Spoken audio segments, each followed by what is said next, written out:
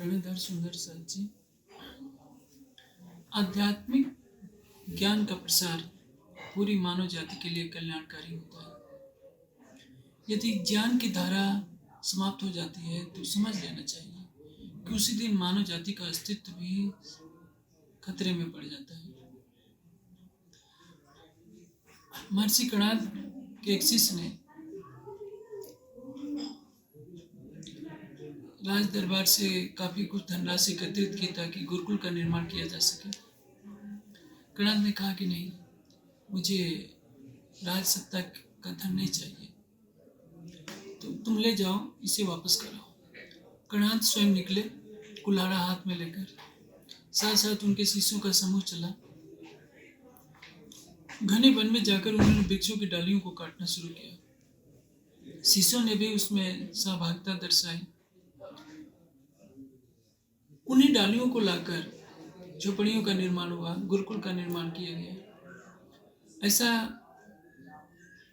महर्षि कणाद ने इसलिए किया था क्योंकि वे अपरिग्रह के सिद्धांत का दृढ़ता से पालन करते थे।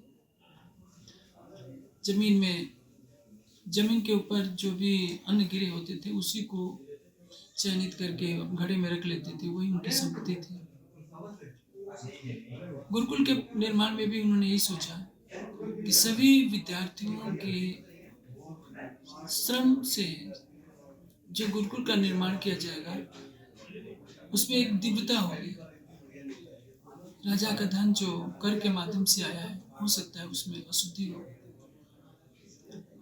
इतनी पवित्र भावना रखने वाले महर्षि कणाद जो एक बार की समाधि में बैठे बैठे कई कई माह लगा देते थे, ये उनकी उद्यत विचारधारा थी। कोई भी गुरुकुल यदि महान आदर्शों में जीता है, सारे संसार के लिए कल्याण का भाव सोचता है, भले ही झोपड़ियों में क्यों न हो, वही आगे बढ़ता है। सोने की ईंटों से बना हुआ यदि गुरुकुल ऊंचे आदर्शों को अपने अंदर समाहित नहीं कर सकता तो मानवता को विशेष शांति और ज्ञान का संदेश भी नहीं दे पाएगा। आज प्राणनाथ कन्या गुरुकुल का निर्माण होने जा रहा है, बहुत ही हर्ष की बात है और मेरी तरफ से शुभकामना है कि यहाँ से ज्ञान की जो रश्मियाँ फैलें, सारे संसार को प्रकाशित करें। और इसमें सबका सहयोग होना चाहिए, तन से, मन से, धन से। सब सुंदर साथ से मैं आग्रह करूँगा कि किसी न किसी रूप में आकर तन से कुछ घंटों की नहीं तो कुछ मिनट की भी सेवा करें, ताकि यह दर्शाए कि हमने नारी शिक्षा के लिए जो कदम उठाया है, निजानंद समाज के इतिहास में पहला अवसर है जब हमारी बच्चियों को आध्यात्मिक प्रवक्ता बनने का अवसर मिलने जा रहा है। जो समाज नारी का सम्मान करना नहीं जानता, नारी को शिक्षा की तरफ ले जाना नहीं जानता, तो केवल वही सोचता है कि नारी केवल रोटी बनाने के लिए है या हमारी प्रजनन की वृद्धि के लिए है, तो वो सत्य का उपहास कर रहा है।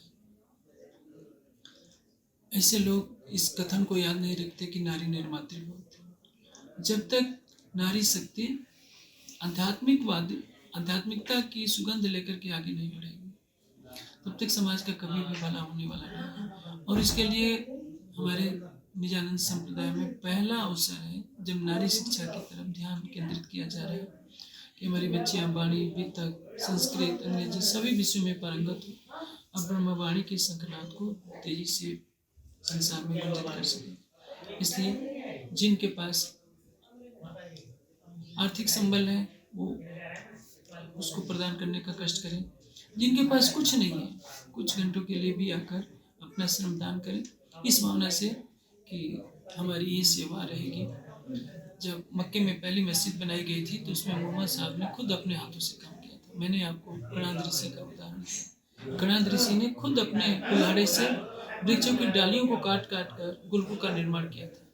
आज कणाद ऋषि का जो वैशेषिक दर्शन है, परमाणु पर सबसे पहला व्याख्यान देता है। महर्षि कणाद ने ही पहले घोषित किया था कि परमाणु अविभाज्य है।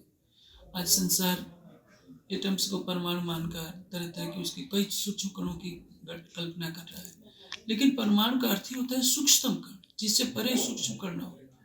कपिल ने, कणाद ने जो संसार को दार्शनिक सिद्धांतों का ज्ञान दिया वह संसार में अनमोल है, लेकिन किसी को यह पता नहीं कि महर्षि कणाद धन संग्रह से कोसों दूर थे। उनके अंदर जो तप त्याग था, एक घड़ा अन्न ही जिसकी संपदा हो और जो समाधि में महीनों महीनों बैठा रहता हो, जो अपने कुल्हाड़े के प्रहार से वृक्षों की डालियों को ला करके गुरुकुल का निर्माण करता हो और अपने शिष्यों की एक लंबी श्रृंखला तैयार करता हो, कणाद ऋषि के इस आदर्श को हमें ध्यान में रखना चाहिए।